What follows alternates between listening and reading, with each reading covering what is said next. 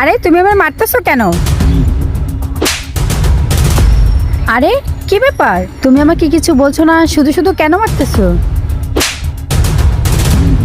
দেখো সোহাগ, এবার কিন্তু বেশি বেশি হয়ে যাচ্ছে। তুমি আমার গালে আর একটাও থাপ্পড় দিবে না। এবার আমাকে বলো তোমার সমস্যাটা কি? ও কি হয়েছে জানতে চাস? তাহলে এবার শোন। হ্যালো মিম, কি বললে সোনা? দেখা করবা? আচ্ছা ঠিক আছে, তুমি পার্কে যাও, আমি একটু পরে আসতেছি।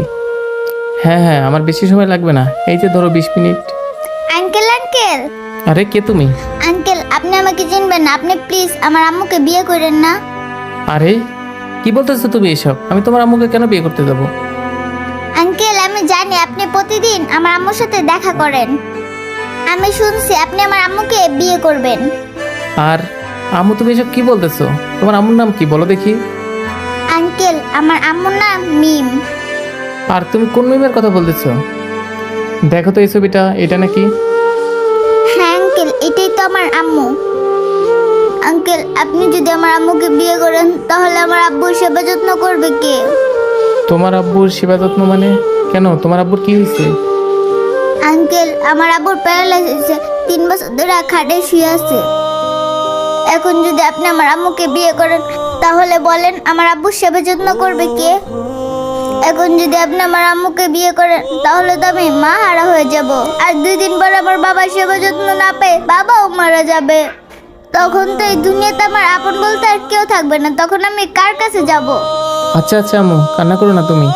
তোমার এই আঙ্কেল বেঁচে থাকতে তোমাকে মাহারা আর বাবাহারা কেউ করতে পারবে না। আর আমি তোমাকে কথা দিচ্ছি মামনি, আজকের পর থেকে আমি আর তোমার মায়ের সাথে কোনো প্রকার সম্পর্ক রাখবো না, বুঝছো? তুমি আর কান্না করো না।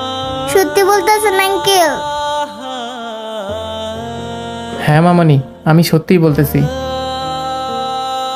এই যে নাও, এখানে কিছু টাকা আছে, এটা দিয়ে তুমি তোমার বাবার জন্য কিছু কিনে নিয়ে যেও, ঠিক আছে মামনি?